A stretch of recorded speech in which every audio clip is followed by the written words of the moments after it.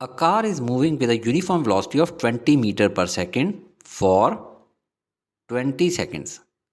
Then brakes are applied and it comes to rest with uniform acceleration in 30 seconds. Plot the graph to calculate this distance using speed time graph. इसमें एक side पे speed यानी velocity होगी और दूसरी side पे time. Comes to rest से ये समझ आ रही है कि एंड पॉइंट पे वेलोसिटी ज़ीरो हो चुकी है, जबकि जब ब्रेक लगी थी उस वक्त भी 20 मीटर पर सेकंड ही थी. अब इस जर्नी की डिस्टेंस कैलकुलेशन 2 हिस्सों में की जाएगी. पहला हिस्सा जब कार कंटिन्यूसली 20 मीटर पर सेकंड की वेलोसिटी से ट्रैवल कर रही थी, और दूसरा हिस्सा वो जब ब्रेक्स अप्लाई की और फिर 30 सेकंड्स बाद कार रुक गई. ग्राफ पे भी देखें, कार इनिशियल फेज़ में कंटिन्यूसली 20 मीटर पर सेकंड की स्पीड से मूव कर रही है फॉर 20 सेकंड्स, और फाइनल फेज़ में ब्रेक लगाने की वजह से डिसेलरेशन हो रही है फॉर नेक्स्ट 30 सेकंड्स. 50 माइनस 20 30 बनता है.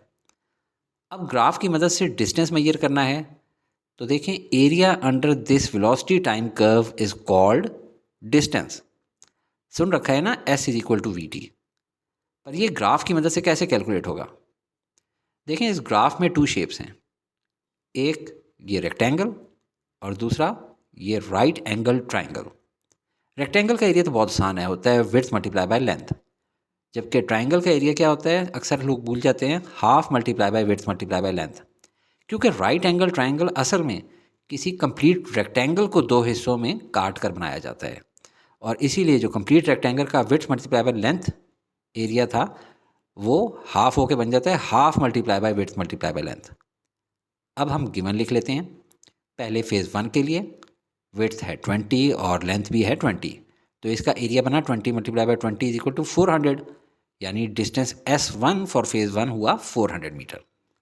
अब फेज़ 2 के लिए देखते हैं.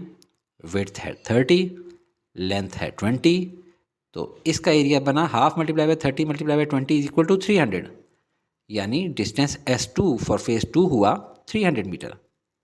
अब टोटल डिस्टेंस कैलकुलेट करें तो वो बना 400 plus 300 is equal to 700 metre, और यही हमारा आंसर है.